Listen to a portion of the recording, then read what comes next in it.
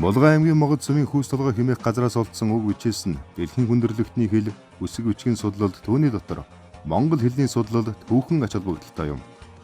Манай эртний 601 оны бичиг үсгийн дурсгал болох Хүүс толгойн бичээс нь 11 мөр эртний монгол хэлээр Брахмын үсгийн 215 дэмдэгтэр бичсэн 100 үсгээс бүрдсэн Монголын эртний үсэг, бичиг, хүүхэл, нүүдэлчин угсаатан, ов угсаатны түүх, соёл, зан заншил,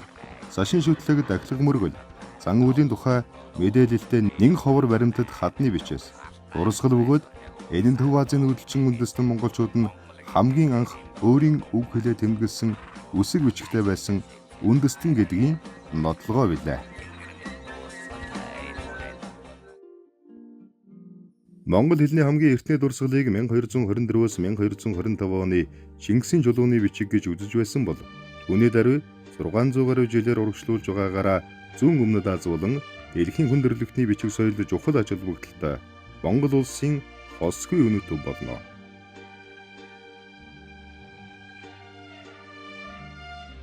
Энэхүү гүшүүний бичгэн 5-6 дугаар зууны түүхэн үйл явдлыг өгүүлсэн эртний овг аймагуудын аль нэг хааны дахил тайлгаж зориулсан монгол хэлээр бичсэн бичгэн дурсгал болж байгаагаараа сонирхолтой бөгөөд үн цэнтэй гэдгийг Монгол улс болоод олон улсын нэр хүндтэй эрдэмтэд хүлээн зөвшөөртгөө. Тус үчээсийг олж тайлан уншихад Монголын эрдэмтэн Цэнд, Шинэхүү, Наван, Германы эрдэмтэн Мааве, Хурцбаатар, Францын эрдэмтэн Вавинер түүхэн үр гүйцэтгэжээ.